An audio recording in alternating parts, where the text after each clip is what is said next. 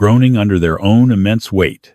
Steel doors at the secret Reckland test facility parted to reveal a monster lurking in the freezing mist. Field Marshal Erhard Milch stood paralyzed, his leather greatcoat pulled tight against the biting November wind. Resting before him was the ultimate prize of the Luftwaffe, a completely intact American B-17F Flying Fortress. Stripped of its olive-drab skin, the heavy bomber now bore the chilling black crosses of the Third Reich.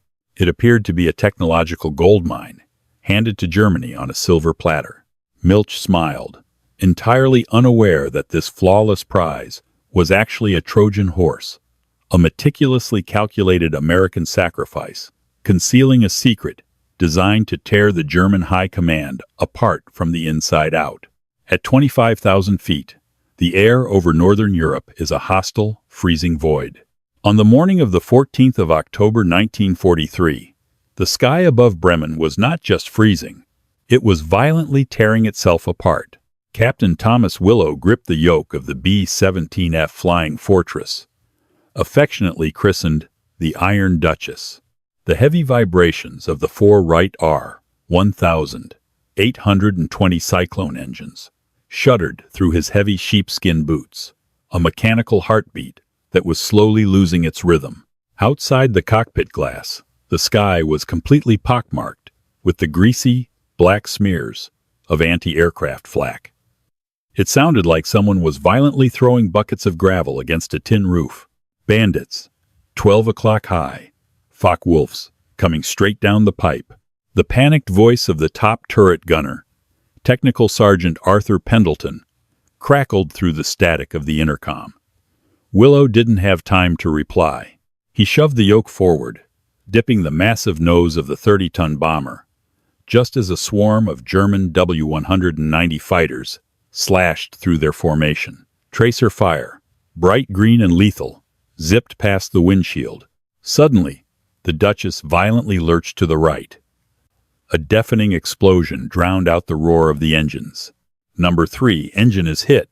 She's bleeding oil," shouted First Lieutenant Richard Miller, the 22-year-old co-pilot whose knuckles were white as he fought the asymmetrical thrust.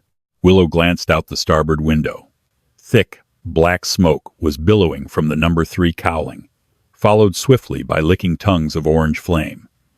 "Feather number 3. Hit the fire extinguisher," Willow commanded, his voice miraculously level despite the adrenaline surging through his veins. Miller scrambled to execute the procedure, cutting the fuel mixture and feathering the propeller blades to reduce drag. The fire sputtered, then died out, but the damage was done. They were now flying a severely crippled heavy bomber, dropping out of the protective box formation. In the daylight bombing raids of 1,943, falling out of formation was essentially a death sentence. The Luftwaffe fighters circled the stragglers, like wolves isolating a wounded calf. "Damage report," Willow called out. "Radio room is shredded, Captain," came the shaky voice of Staff Sergeant David Lewis. "Wind is howling in here. Radio is dead. Navigator, get us a heading home." "Shortest route," Willow demanded. First Lieutenant William Kensington, crouched in the glass nose of the bomber, wiped a mixture of sweat and hydraulic fluid from his forehead. "Captain, we're losing altitude fast. If we turn back toward the channel now, we'll be ditching in the water. We don't have the manifold pressure to maintain altitude." Then came the transmission that sealed their fate. "Captain, it's Billy." The voice belonged to the waist gunner, Sergeant Henderson. "Private Hargrove is hit bad. Flak ripped right through the ball turret. His leg is shattered, and the turret mechanism is jammed. I can't crank him up into the fuselage." Private First Class William Billy Hargrove. He was 19 years old, a baker's son from Pittsburgh, suspended in a cramped glass sphere beneath the belly of the dying bomber. If Willow ordered the crew to bail out, Hargrove would be trapped inside, plunging to earth alone. If they ditched in the freezing North Sea, the ball turret would be the first thing to smash into the water, drowning the boy instantly. Willow looked at Miller. The co-pilot swallowed hard, reading his captain's eyes. They were both thinking the same thing. "We aren't leaving him," Willow said quietly, pulling his oxygen mask down. He switched the intercom to all stations. "Listen up, boys. We're too low and too slow to make the channel, and we can't get Billy out of the basement, so we're putting her down. Hard deck. Prepare for a crash landing. Kensington. Find me a soft patch of Dutch real estate." "Understood, Captain," Kensington replied, bringing us down toward a flat agricultural grid near Zwolle. The Iron Duchess descended through the cloud layer, her 3 remaining engines straining, her flight controls sluggish and stiff from severed hydraulic lines. The flat, vibrant green and brown patchwork of the occupied Netherlands rushed up to meet them. Willow fought the heavy controls, utilizing every ounce of his strength to keep the bomber level. "Gear stays up. We belly land this girl." The ground blurred beneath them. Windmills and farmhouses flashed by. Willow pulled back on the yoke, flaring the massive bomber just feet above a sprawling, muddy tulip field. The heavy aluminum belly of the B17 struck the soft, rain-soaked earth. The sound was apocalyptic screeching metal, snapping spars, and the violent tearing of the earth. Mud and soil blasted over the cockpit windows as the Duchess skidded for hundreds of yards, carving a deep, black trench through the field before finally shuddering to a violent, abrupt halt. Silence descended, broken only by the hiss of hot metal cooling in the damp air and the groans of the battered crew. "Everyone alive?"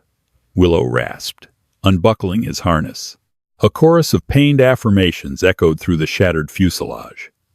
They managed to pry open the jammed hatches and tumble out into the freezing mud. Henderson and Lewis immediately ran to the underside of the plane. The soft mud had cushioned the impact. The ball turret was intact, though half buried. They dug frantically with their bare hands, finally popping the hatch and dragging a bleeding, semi-conscious Private Hargrove out into the cold air. "Good job, boys," Willow breathed, looking around the desolate field. But their relief was fleeting. Through the morning mist, the low rumble of engines approached. Half-tracks and motorcycles bearing the stark insignia of the German Wehrmacht were already tearing across the field toward them, soldiers dismounting with MP-40 submachine guns raised.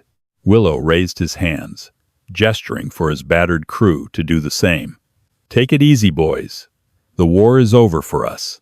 As the German soldiers surrounded them, shouting orders and shoving them into line, Willow took one last look at the Iron Duchess.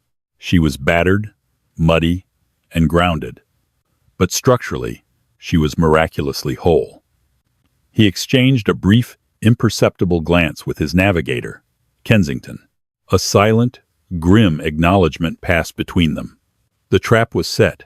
3 weeks later, the muddy fields of the Netherlands were a distant memory, replaced by the sterile, highly militarized expanse of the Luftwaffe's central testing ground at Rechlin, Germany.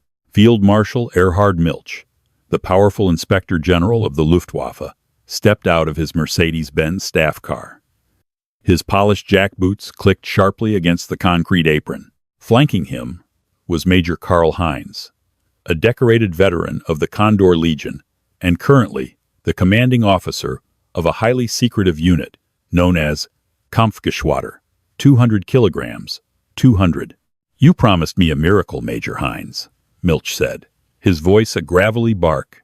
"The Führer's patience with our air defense is wearing thin. The American daylight raids are devastating our industrial sectors. I need solutions, not test tube experiments." "I assure you, Herr Feldmarschall, this is no experiment," Heinz replied smoothly, leading the Field Marshal toward a massive, heavily guarded hangar. "This is a gift from Providence. A fully operational Boeing B-17F." The heavy steel doors rolled back, groaning on their tracks. Milch stopped dead in his tracks.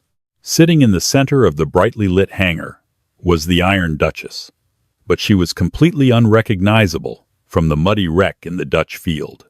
German engineers had worked around the clock. The bent propellers had been replaced with salvaged parts from other crashed fortresses.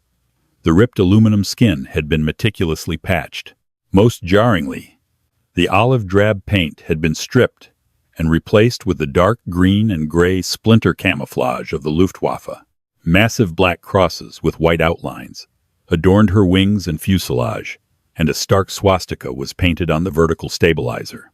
Milch slowly walked toward the behemoth, his eyes wide with a mixture of awe and predatory calculation. He reached out, running a gloved hand along the cold metal of the fuselage. "Astonishing," Milch whispered. He looked up at the massive Wright Cyclone engines, then down to the Sperry ball turret. "The armor plating on this. It's a flying tank. Our Messerschmitts are tearing themselves apart trying to bring these down, and the Americans are mass-producing them, like sausages." "She is in perfect flying condition, Field Marshal," Major Hines said proudly. "We have tested the engines on the ground. The hydraulic systems are repaired. The radio and navigation equipment are mostly intact, aside from the Norden bomb site, which the crew managed to smash before capture." Milch turned to Hines, his eyes narrowing. "The crew, where are they?" "Transferred to Stalag Luft III in Sagan, sir, except for the pilot, Captain Thomas Willow. I kept him here for interrogation at the holding facility. I thought you might want to hear the debriefing reports." Milch nodded slowly. "I want to know why a veteran American pilot practically delivered a fully functional strategic bomber into our laps. Bring him to the interrogation room." An hour later, Captain Thomas Willow sat handcuffed to a heavy oak chair in a windowless, smoke-filled room. He looked terrible. He hadn't shaved in weeks. His uniform was stained with dried mud and oil, and his eyes were hollow, reflecting the utter defeat of a man who had lost his freedom. Across the table sat Hauptmann Franz Weber, a Gestapo-trained intelligence officer, while Field Marshal Milch observed from the shadows of the corner, silently dragging on a cigar. "Captain Willow," Weber began, his English impeccably crisp. "Your file indicates you are an experienced commander. You have flown 17 combat missions over the Reich. Yet, your aircraft suffered relatively minor damage to one engine, and instead of attempting to return to England or ordering your crew to parachute, you executed a perfect belly, landing in our territory." Willow let out a bitter, exhausted laugh. He stared at the tabletop. "Minor damage? Have you ever tried to hold a 30-ton piece of aluminum level when a radial engine catches fire and your control cables are chewed to hell by 20mm cannon shells? Our engineers found the damage easily repairable," Weber pressed, leaning in. "Why didn't you bail out?" Willow looked up, his eyes flashing with sudden, raw anger. He looked directly at Milch in the shadows. "Because I had a 19-year-old kid trapped in the ball turret with his leg practically blown off." Private Hargrove. "If we bailed, he died. If we ditched in the water, he drowned. I wasn't going to let that kid die just to deny you people a piece of hardware. I made a command decision to save my men. I don't give a damn about the plane anymore. I'm done. The war is over for me." Willow slumped back in his chair, breathing heavily, the picture of a broken, disillusioned soldier. Milch stepped out of the shadows, looking down at the American pilot. He studied Willow's face for a long time. The Field Marshal was a cynical man, but he understood the bonds of combat soldiers. He recognized the profound, crushing fatigue in Willow's voice.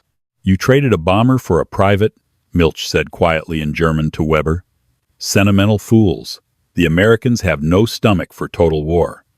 He turned to leave. "Send him to Sagan with the rest of his crew. He is of no further use to us."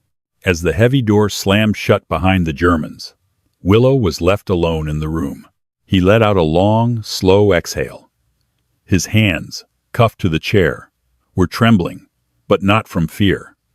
The performance had worked. He had sold the story of the desperate, broken captain perfectly. The Germans believed they had captured the Iron Duchess entirely by accident, a lucky stroke of fate born from American sentimentality. They had no idea that while Willow was keeping the Wehrmacht troops at bay in that muddy field, First Lieutenant Kensington hadn't just been smashing the Norden bomb site. He had been quietly, meticulously executing a contingency plan formulated by Allied intelligence weeks before they ever took off. The The snow fell heavily over the barbed wire fences of Stalag Luft III in the province of Lower Silesia. Inside Barracks 104, the air was thick with the smoke of terrible, hand-rolled cigarettes and the murmur of hundreds of captive Allied airmen. Captain Thomas Willow sat on a wooden bunk, playing a game of solitaire with a worn deck of cards. Across from him sat his navigator, Lieutenant William Kensington, nursing a cup of watery chicory coffee. To any passing guard, they were just two defeated officers passing the endless, monotonous hours of captivity. "I saw a transport plane fly over yesterday," Kensington murmured softly, his eyes fixed on the playing cards. "Headed west, looked like a Ju-52. "Don't change the subject, Will," Willow muttered, placing a red 7 on a black 8. He kept his voice barely above a whisper. "Did you finish the job in the radio compartment before they pulled us out of the mud?" Kensington took a slow sip of his coffee. He was an MIT graduate before the war, a man who understood electrical engineering better than he understood people. "I did exactly what the OSS boys in London asked. While Sergeant Lewis was playing dead to distract the guards peering through the windows, I bypassed the standard internal wiring behind the SCR-274N radio rack." "The transponder?" Willow asked. "Hardwired directly into the plane's primary battery relays," Kensington confirmed. "It's buried deep within the bulkhead framing, right behind the armor plating of the radio room. Unless they strip the fuselage down to the absolute skeleton, they will never see it. It looks like standard Boeing wiring. And the trigger? Barometric switch, spliced into the altimeter lines," Kensington explained, a hint of pride in his voice. "The Germans are going to test fly her. They always do. But they test fly at 10, maybe 15,000 feet to check engine performance and handling. The transponder is dead at that altitude. It emits absolutely no signal. But the moment that plane climbs above 22,000 feet, the cruising altitude of an American bomber's stream, the barometric switch closes the circuit." Willow looked up from his cards, his eyes hard. "And then?" "And then," Kensington whispered, "it begins broadcasting a continuous, high-frequency homing pulse on an encrypted channel monitored by RAF de Havilland mosquitoes, equipped with the new AI Mk8 radar. It will light up on British radar screens like a Roman candle. Wherever that plane goes, the RAF will know exactly where it is." Willow nodded slowly. The genius of the plan was in its morbid necessity. Allied intelligence knew the Luftwaffe was creating KG-200, a phantom squadron of captured bombers used to infiltrate Allied bomber streams. These wolfhounds would join the American formations over Europe, appearing as friendly stragglers, only to radio the precise altitude, heading, and speed of the bomber box directly to German flak towers and fighter squadrons. They were wolves in sheep's clothing, and they were slaughtering American crews. The Iron Duchess was meant to be the bait, an irresistible prize for the Luftwaffe. Hundreds of miles away, back at the Reckland test facility, Major Karl Heinz zipped up his electrically heated flight suit. Today was the day. The Iron Duchess, now officially designated as a special operations aircraft for KG-200, sat gleaming on the runway. Field Marshal Milch had ordered a full-scale operational test. They were not going to drop bombs. They were going to hunt. "The plan is simple," Major Heinz briefed his hand-picked German crew, all of whom spoke fluent English and wore uninsigniated flight gear. "Allied Bomber Command is targeting the ball-bearing plants at Schweinfurt today. We know their route. We will take off, climb to 24,000 feet, and intercept the rear echelon of their formation over Belgium. We tuck in behind their combat box. To them, we will look like a late arrival, trying to find safety in numbers." His co-pilot, a young Oberleutnant named Vogel, nodded. "And once we are in the formation, Major, we observe," Heinz said with a cold smile. "We use their own radios to transmit their exact coordinates to Jagdgeschwader 1. We will guide our Focke-Wulfs directly into their blind spots. It will be a massacre." Heinz climbed into the cockpit of the B-17. He marveled at the spaciousness compared to the cramped confines of a German Heinkel or Junkers bomber. He strapped himself into the pilot's seat, Captain Willow's seat, and began the pre-flight checklist. "Start engine 1," Heinz ordered over the intercom. The massive radial engine coughed, belched a cloud of blue smoke, and roared to life. Engines 2, 3, and 4 followed in rapid succession. The heavy bomber shuddered with immense power. Heinz taxied the massive aircraft down the runway, pushing the 4 throttles forward.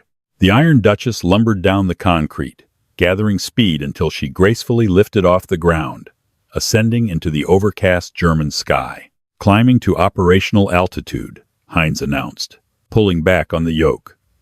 "Target altitude, 24,000 feet.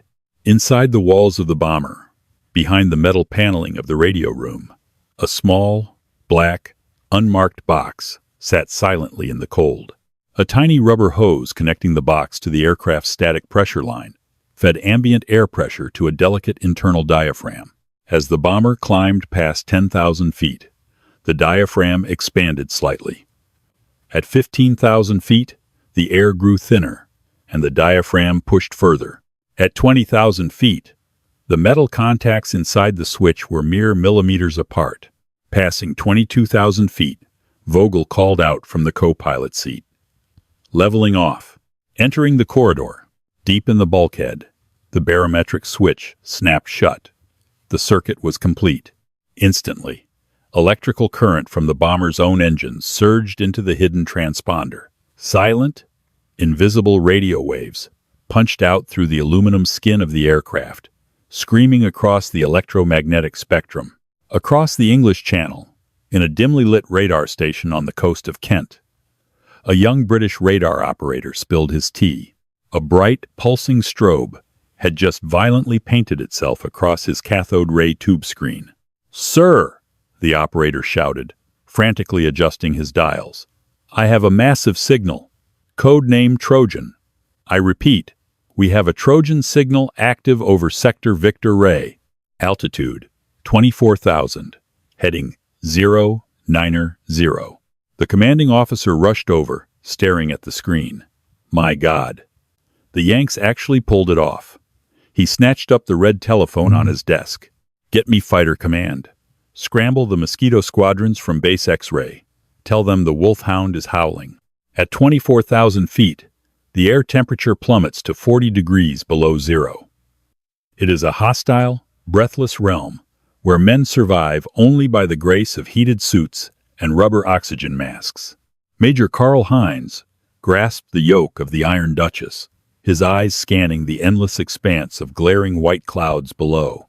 The stark black crosses that Field Marshal Milch had so admired in the Rechlin hangar were gone.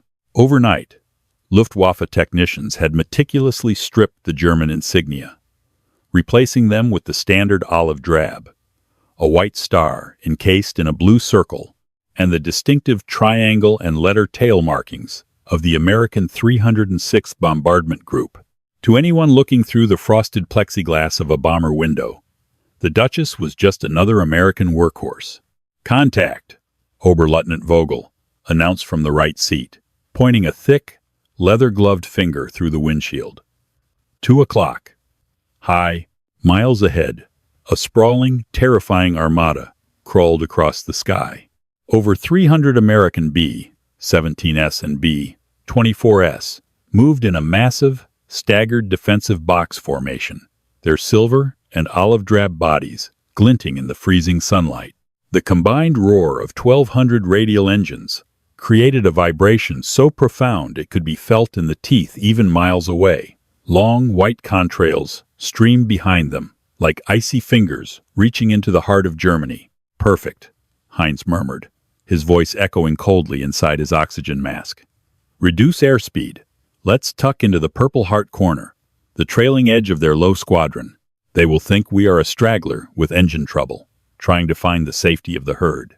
Heinz expertly matched the speed and heading of the massive formation, sliding the Iron Duchess into the rear of the American combat box. Just a few hundred yards away, In the tail gunner's compartment of an American B-17 named Rosie's Riveter, Staff Sergeant Michael Mickey O'Shea rubbed the frost from his armored glass. He squinted through the glare, spotting the Iron Duchess settling into the formation behind them. "Hey, Skipper," O'Shea crackled over the intercom to his pilot. "First Lieutenant Jack Dawson. We got a stray dog pulling up our 6 o'clock. Looks like she took some hits. She's lagging a bit." Dawson glanced back through his cockpit window. "Roger that, Mickey. Let her tuck in.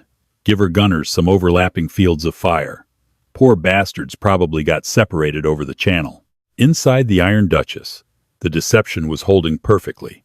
Hines smiled beneath his mask. "Feldwebel Richter," he called over the intercom. "Are you ready?" Deep in the radio room of the captured bomber, Feldwebel Hans Richter sat before the salvaged American SCR-274N radio rack. Unbeknownst to him, mere inches behind the aluminum bulkhead he was leaning against, Lieutenant Kensington's hidden transponder was silently screaming its high-frequency pulse to the British coast. "Ready, Major?" Richter replied. He tuned his transmitter to a heavily encrypted Luftwaffe command frequency. "Transmit," Hines ordered. "Grid square Anton Caesar 4. Altitude 24,000. Heading 090. Airspeed 160 knots. The American fighter escort of P-47S has reached the limit of their fuel range and turned back. The bombers are naked. Send the wolves." Richter tapped the Morse key. The precise, devastating intelligence shot across the ether, directly to the command bunkers of Jägerschwader 1. 10 minutes later, the sky ahead of the bomber stream erupted. "Fighters! 12 o'clock. Coming out of the sun." Dawson's voice spiked with adrenaline as he shouted over the American intercom. Over 50 Focke-Wulf 190S and Messerschmitt Bf 109S materialized from the glare, plunging into the American formation in head-on passes. The German pilots knew exactly where to aim, exactly what altitude to hold, and exactly what speed to intercept, all thanks to the silent spy flying right in the middle of the American formation. The sky instantly filled with the terrifying, brilliant flashes of 20mm cannon shells and the chaotic crisscross of heavy machine gun tracers. Ahead of Hines, an American bomber took a direct hit to its wing root. The wing folded upward with a violent snap, and the massive aircraft tumbled out of the sky in a spiraling ball of fire. Parachutes blossomed like white dandelions in its wake. Hines held the Iron Duchess steady, his heart pounding with the dark thrill of the hunt. He watched the slaughter unfold, untouched. The American gunners were too busy firing frantically at the diving German fighters to notice that the bomber dragging behind them wasn't firing a single shot in their defense. "Keep transmitting, Richter," Hines ordered coldly. "Tell them to target the lead element. Break their command structure." But the Major's triumph was about to be violently interrupted. He had brought a wolf into the fold, entirely unaware that he was already being hunted by a much faster, far deadlier predator. 50 miles behind the raging air battle, a pair of dark, sleek, twin-engine fighters tore through the thin air at nearly 400 miles per hour. They were de Havilland Mosquitoes, the wooden wonders of the Royal Air Force. Stripped of heavy armor and built entirely of plywood and balsa, they were among the fastest aircraft in the world. In the lead Mosquito, squadron leader Arthur "Artie" Hughes gripped the control column, his eyes locked on the artificial horizon. "Talk to me, Bates," he said, his clipped British accent cutting through the radio static. In the cramped navigator's seat beside him, Flight Officer Colin Bates stared intently at the glowing green face of the newly installed AI Mk8 radar scope. "Signal is solid, Skipper," Bates said, adjusting a dial. "The Trojan pulse is loud and clear. He's dead ahead. Distance, 12 miles. Altitude, 24,000. He's right in the middle of the bleeding Yank bomber stream." "Bloody cheek," Hughes muttered. "The Jerry Nerve, flying right in the formation with them. Arming weapons. Hughes flipped the toggles for the Mosquito's 420mm Hispano cannons and four 303 Browning machine guns packed into the nose. Distance: 5 miles, Bates called out. I'm getting secondary returns now. It's a massive furball up there, Artie. Focke-Wulfs are tearing the Yanks to pieces. Keep me on the Trojan signal, Hughes commanded. Ignore the fighters unless they jump us. We have one job today: kill the spy. The Mosquitoes closed the distance with terrifying speed.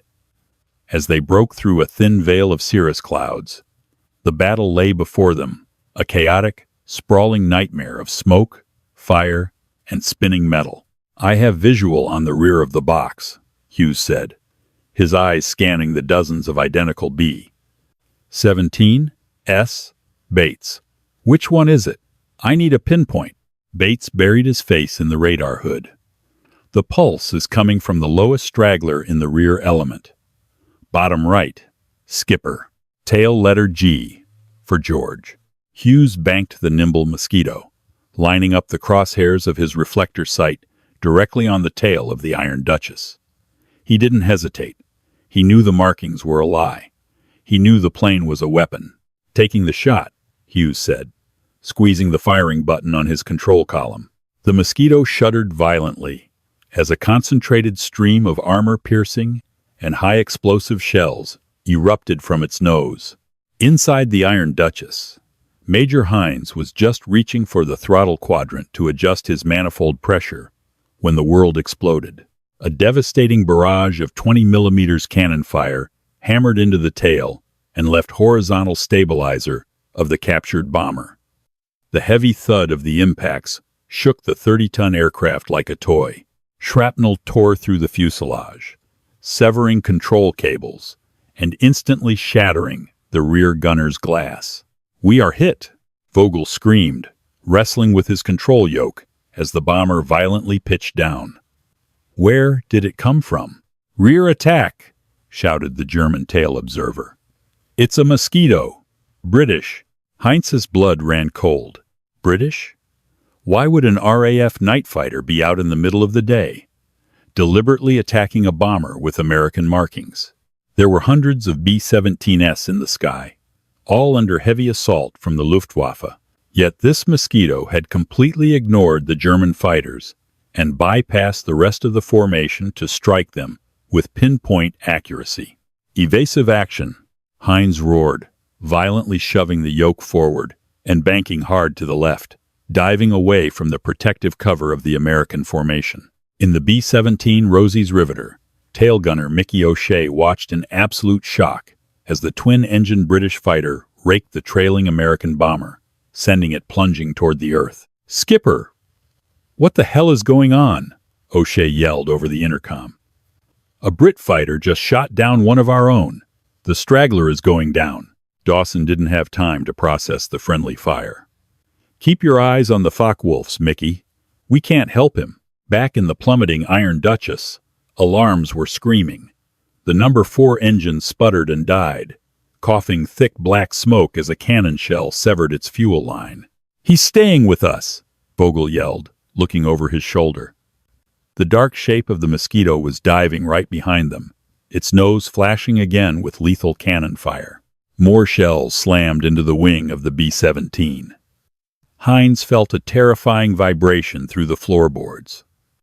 The bomber was heavy, sluggish, and bleeding altitude at a terrifying rate. "Dive for the cloud cover," Heinz ordered, his mind racing. They were plummeting past 23,000 feet, 22,000, 21,000. "Major, we have lost the radio transmitter," Richter shouted from the back.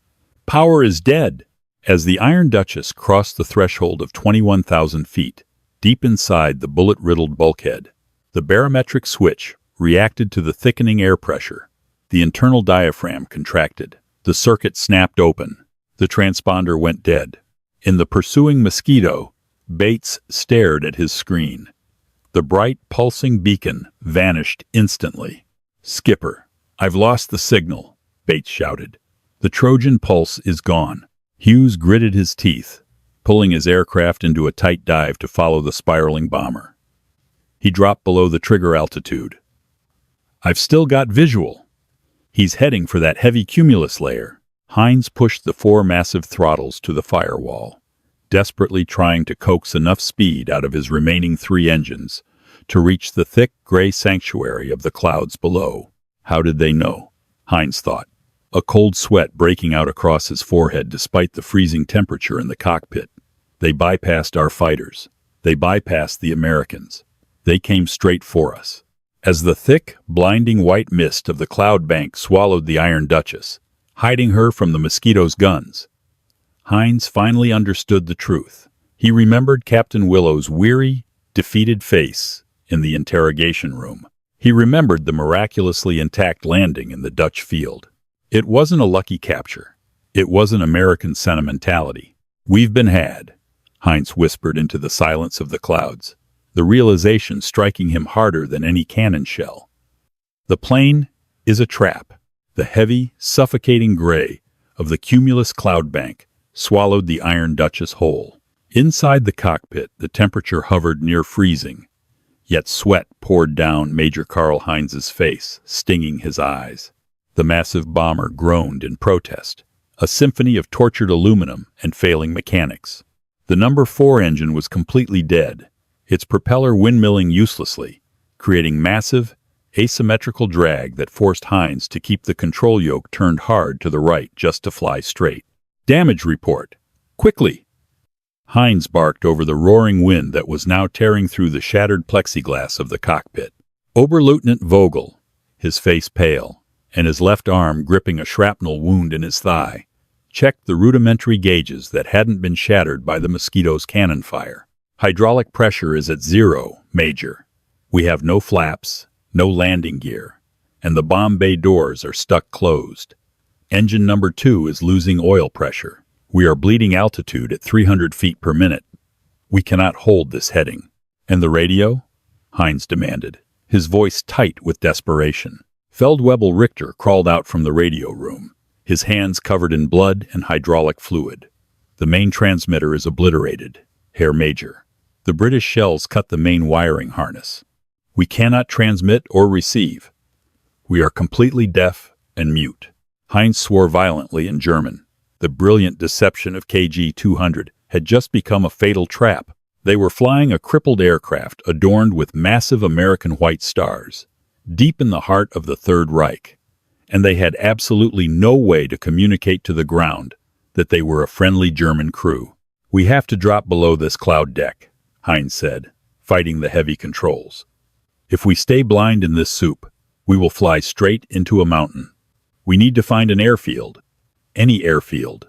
But Major, Vogel protested, wincing as a jolt of turbulence rocked the bomber.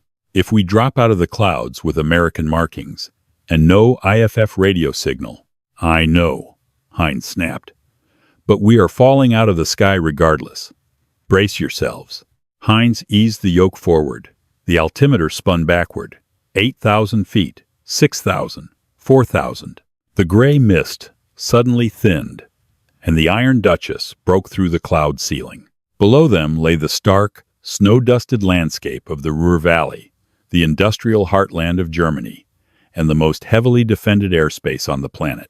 Almost immediately, the sky around them erupted in lethal, black blossoms of smoke. Bam, bam, bam. The terrifying concussion of 88 millimeters, Flak 36 anti-aircraft guns rattled the teeth of every man aboard. The German gunners on the ground below saw a solitary, low-flying American B-17 bomber dropping out of the clouds, separated from its herd. To the eager anti-aircraft crews, it was an irresistible, slow-moving target. Flak! They are firing on us! Richter screamed, hitting the deck as shrapnel tore through the thin aluminum skin of the fuselage, severing the last intact control cables to the tail rudder. Shoot a flare! A green flare! Heinz commanded, using his knee to help hold the heavy yoke back. Show them the colors of the day. Vogel grabbed the flare pistol from the emergency kit, shoved it through a shattered side window, and pulled the trigger. A bright green streak shot out, arcing over the left wing. It was the standard Luftwaffe signal for a friendly aircraft in distress. But the flak did not stop. The German gunners were too well trained, too bloodthirsty from the relentless American bombing raids, to be fooled by a simple flare. In their eyes, it was just a desperate American trick. Another terrifying explosion rocked the aircraft, this time directly beneath the right wing. Engine number 2 erupted in a geyser of flame and black smoke. The Iron Duchess violently pitched to the right, beginning a deadly, unrecoverable spin toward the earth. "Feather 2! Feather 2!" Heinz screamed, but the controls were dead. The fire was spreading rapidly across the wing, licking at the main fuel tanks. They were 5 miles from a Luftwaffe fighter strip near Dortmund. Heinz could see the concrete runway in the distance, a lifeline he could never reach. "Bail out! Bail out!" Heinz yelled, hitting the emergency alarm bell, though he wasn't even sure if the electrical system still powered it. "Get out of the aircraft." But there was no time, and they were too low. The ground was rushing up to meet them, at a terrifying angle. Heinz pulled back on the yoke with every ounce of strength he possessed, screaming in defiance as he tried to level the burning behemoth for one final, desperate crash landing. The snow-covered farmland just outside of Dortmund was violently scarred, a long, black trench of overturned earth and scorched vegetation ending in a mountain of mangled aluminum. Smoke curled lazily into the freezing gray sky from the shattered remains of the Iron Duchess. Hauptmann Friedrich Kohler, the commanding officer of the local 88mm flak battery, stood over the wreckage with his hands on his hips, his chest swelled with dangerous pride. His gunners had tracked the lone American bomber perfectly as it dropped out of the cloud deck. They had hammered it with 3 direct hits. It was a textbook kill, a moment of glory for his weary crew, who had endured months of relentless Allied bombings. "Secure the perimeter," Kohler barked at his men, pulling the collar of his wool greatcoat up against the wind. "Search the fuselage for survivors and codebooks. The Luftwaffe intelligence boys will want everything intact." A young Feldwebel scrambled up the slick, angled wing of the ruined B17, shining a flashlight into the shattered greenhouse of the cockpit. He paused, his light lingering on the bodies slumped over the control yokes. "Herr Hauptmann," the Feldwebel called out, his voice trembling with sudden confusion. "The markings are American. The white stars are clear. But the crew," Kohler frowned, trudging through the snow and mud to the nose of the bomber. "What about them? Are they dead?" "They are wearing standard-issue Luftwaffe flight boots, sir," the Feldwebel replied, pulling a heavy leather jacket off the man in the right seat. "And, my God, this man has Knight's Cross ribbons on his tunic." Suddenly, the debris beneath the shattered cockpit shifted. A man emerged from the twisted metal, his face a mask of blood, soot, and pure, unadulterated rage. It was Major Karl Heinz. He was clutching his ribs, his breath coming in ragged, agonizing gasps. He staggered down the wing, slipping on freezing hydraulic fluid, and collapsed into the snow at Kohler's feet. Kohler drew his Luger pistol, stepping back. "Identify yourself. Are you American?"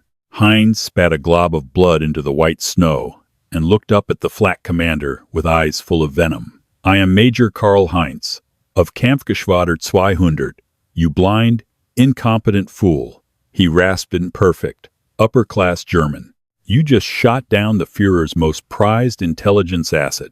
Kohler's blood ran colder than the winter air. The magnificent kill had just become a catastrophic, treasonous disaster. The autopsy of a phantom. 3 days later, the charred, twisted heart of the Iron Duchess sat on a flatbed rail car inside a heavily guarded, restricted hangar back at the Reckland test facility.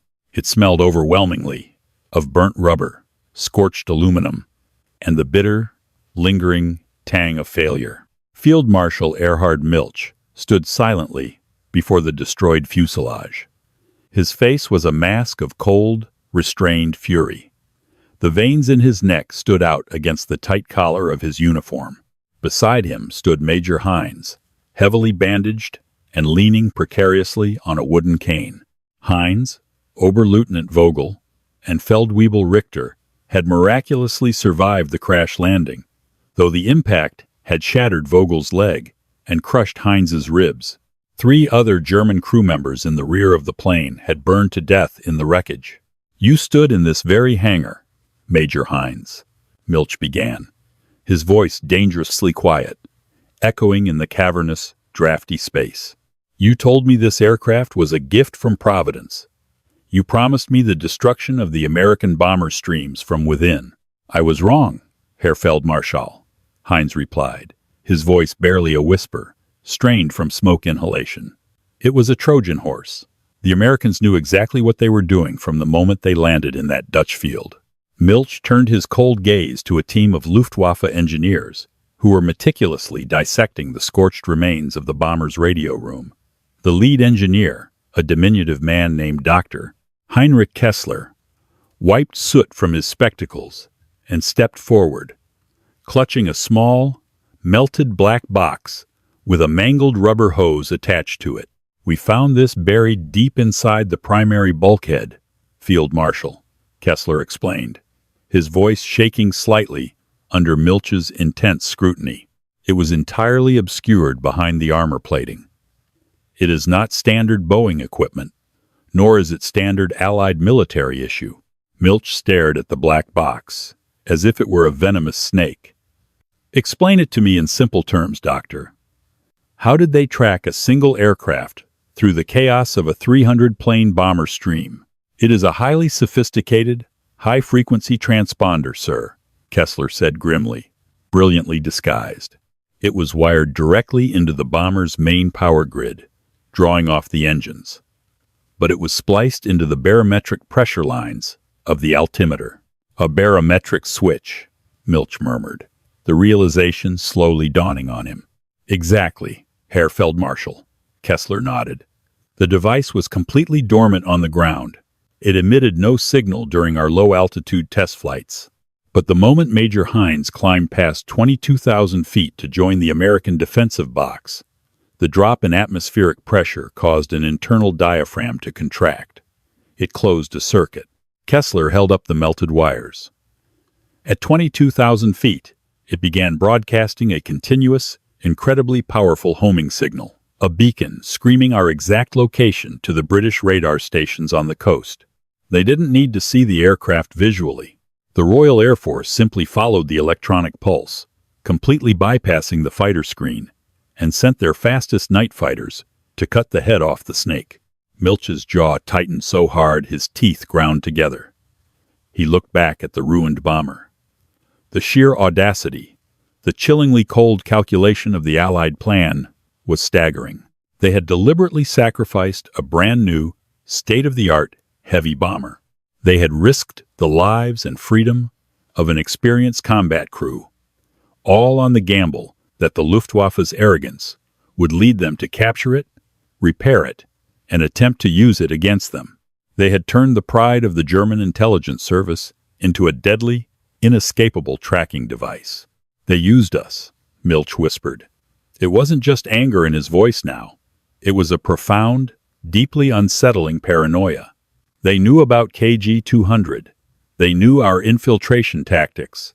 And they sent this machine to guide their twin-engine fighters straight to our most elite pilots in broad daylight. "It gets worse, Field Marshal," Heinz added bitterly, leaning heavily on his cane. "Because the British Mosquito shot out our radio and electrical harnesses on their first pass, we couldn't transmit our IFF codes to the ground. We were completely deaf and mute. When we dropped out of the clouds to escape the fighters, we were shot down by Hauptmann Kohler's flak batteries over Dortmund, the American camouflage. The deception, it worked too well. We were killed by our own defense network." Milch closed his eyes, pinching the bridge of his nose. The strategic implications were disastrous. If the Allies possessed radar technology sophisticated enough to track a single hidden transponder amidst a massive formation, and if they were willing to sacrifice perfectly good bombers just to lay a trap, they held a psychological and technological edge that the Third Reich could not currently match. The Wolfhound program was compromised beyond repair. "Burn it all," Milch ordered, his eyes snapping open, cold and dead. He turned his back on the wreckage, melt down the aluminum, destroy every scrap of this aircraft. I want the ashes scattered. And Dr. Kessler? Yes, Herr Feldmarschall? If a single word of this transponder, or the fact that our own flak battery shot down our most secret aircraft, leaves this hangar, you and your entire engineering team will find yourselves clearing minefields on the Eastern Front. Do you understand me? Perfectly, sir. Kessler swallowed hard. The Führer must never know we were outsmarted so thoroughly, Milch muttered, walking toward his waiting staff car. The official report will state the aircraft was lost during a routine test flight due to mechanical failure. Nothing more. The echoes in the wire, hundreds of miles to the east, in the freezing, snow-covered compound of Stalag Luft III in Lower Silesia. The winter wind howled through the barbed wire. Captain Thomas Willow stood by the perimeter fence, his hands shoved deep into the pockets of his thin wool coat. His face was gaunt, his beard thick and unkempt, but his eyes were sharp. He watched the German guards pacing in the wooden watchtowers, their heavy machine guns pivoting slowly over the compound. Lieutenant William Kensington stepped up beside him, his breath pluming in the freezing air. He silently handed Willow a half-smoked, hand-rolled cigarette. Tobacco was currency in the camp, and a luxury rarely shared. A new batch of POWs came in this morning from a B-24, shot down near Bremen, Kensington murmured, keeping his eyes fixed, straight ahead, making it look like casual conversation. A kid named Second Lieutenant Harrison, navigator for the 91st Bomb Group. And? Willow asked, taking a drag of the bitter, harsh tobacco. They said the strangest rumor is floating around the 8th Air Force briefing rooms in England. Kensington smiled faintly, a genuine spark of warmth returning to his eyes. Word is, the Luftwaffe tried to sneak a captured B-17 into a bomber stream over the Ruhr Valley a few days ago. The story goes that a pair of RAF Mosquitoes swooped in, out of nowhere, bypassed the entire fighter screen, and shot the absolute hell out of it before it could call in the Focke-Wulfs. Willow didn't smile, but a profound, heavy weight physically lifted from his exhausted shoulders. He looked down at his frostbitten hands. He remembered the terrifying, screeching descent into the Dutch mud. He remembered the frantic, desperate digging in the freezing earth to save Private Hargrove from the crushed ball turret. He remembered the agonizing, humiliating decision to raise his hands and surrender his beloved ship to the enemy. For weeks, he had laid awake on his wooden bunk, wondering if the intelligence boys in London had been wrong, wondering if he had just handed the enemy a perfectly good bomber for nothing. It hadn't been in vain. The trap had snapped shut. Harrison also said, Kensington added softly, that the strangest part of the rumor is how it ended. The RAF boys didn't finish the job. They watched the bomber dive into the clouds, and ground resistance reports from the French underground say the German flak batteries near Dortmund blew it out of the sky themselves. Willow let out a low, breathy chuckle. The poetic justice of it was almost too perfect. Friendly fire. God, I hope Milch was watching. We did it, Tom, Kensington whispered. Yeah, Will, we did. Willow took one last drag of the cigarette and flicked the ember into the snow. He turned to look back at the wooden barracks. Have you checked on Billy today? I was just at the camp infirmary. Kensington nodded. The German doctor set his leg. He's complaining about the food, which means the kid is going to pull through. He's alive, Tom. Willow nodded slowly. They were prisoners, trapped behind wire and guns, facing an uncertain future in a brutal war. But they had saved their youngest crew member, and they had struck a devastating, invisible blow to the heart of the Luftwaffe's most secret program. Good, Willow whispered, looking up at the darkening, bruising sky over Germany. Let the wolves choke on it. The secret war of the skies was rarely won with sheer firepower alone. It was a deadly, high-stakes game of chess, where deception was the most potent weapon. The doomed flight of the Iron Duchess remains a brilliant masterclass in psychological and technological sabotage. By sacrificing a single heavy bomber and risking the freedom of a brave crew, Allied intelligence successfully exposed and neutralized the most insidious threat to the 8th Air Force. The KG-200 program, while continuing to operate in various capacities, permanently lost its element of absolute surprise, ultimately saving countless American lives in the brutal daylight raids over Europe. Captain Thomas Willow and his crew survived the war in Stalag Luft III, their silent victory known only to a select few. Their story serves as a stark historical reminder. In the theater of war, the greatest prizes often conceal the deadliest traps.